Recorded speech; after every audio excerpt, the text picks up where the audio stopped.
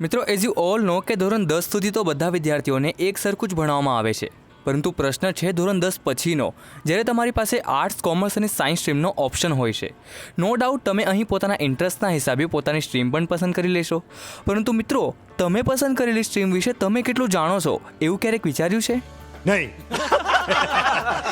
તો don't worry, એટલા માટે જ તો હું આ વિડીયો લઈને આવ્યો છું.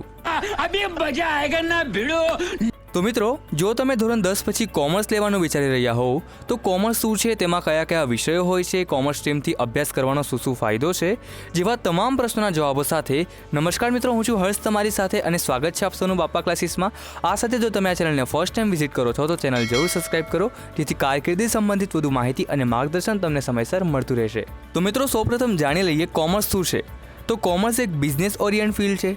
કોમર્સને ગુજરાતીમાં વાણિજ્ય કહેવાય છે, જેનો સરળ અર્થ વેપાર કે બિઝનેસ એવો થાય છે. એવામાં જો તમે ઇન ફ્યુચર બિઝનેસ, ફાઇનાન્સ કે બેન્કિંગ ક્ષેત્રે પોતાની કારકિર્દી બનાવવા માંગતા હો તો ધોરણ 10 પછી કોમર્સ સ્ટ્રીમની પસંદગી કરવી એ તમારા માટે એક શ્રેષ્ઠ વિકલ્પ સાબિત થશે. હવે આગળ જાણીએ કે ધોરણ 11-12 કોમર્સમાં કયા કયા વિષયો તમને શીખવવામાં આવશે.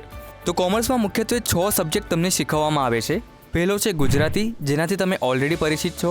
બીજો છે ઇંગ્લિશ, તો આ સબ્જેક્ટ પણ તમારા માટે નવો નથી.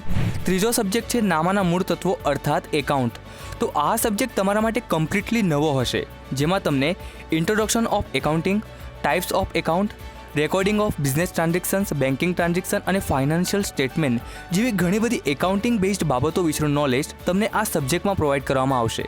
નેક્સ્ટ સબ્જેક્ટ છે અર્થશાસ્ત્ર અર્થાત ઇકોનોમિક્સ, તો આ સબ્જેક્ટમાં તમને દેશ અને દુનિયાના અર્થવ્યવસ્થાના પાસાઓ શીખવા મળશે, જેમાં 2 પાર્ટ્સ હશે, માઇક્રો ઇકોનોમિક્સ અને મેક્રો ઇકોનોમિક્સ. માઇક્રો ઇકોનોમિક્સમાં તમને ઇકોનોમીના નાના નાના મુદ્દાઓની સ્ટડી કરવાની રહેશે, જેમ કે individual income, demand and supply, price, controls, interest rates, taxation વગેરે.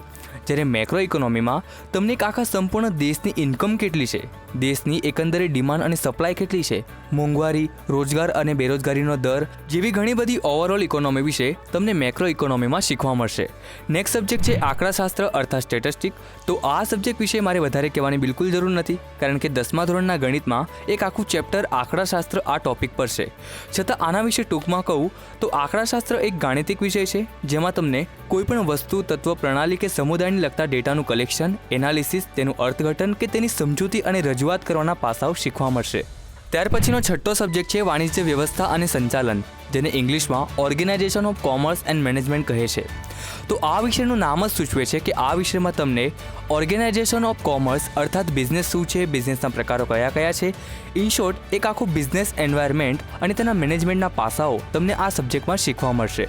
તો મિત્રો, આ 6 સબ્જેક્ટ તમારા ધોરણ 11-12 કોમર્સના એક કમ્પલસરી સબ્જેક્ટ છે.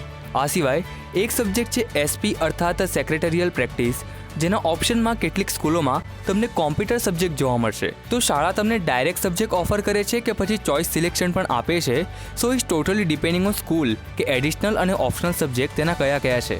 અંતે વાત કરીએ કોમર્સ સ્ટ્રીમના ફાયદા તેમજ આગળ કઈ કઈ ફિલ્ડમાં કારકિર્દી બનાવી શકાય.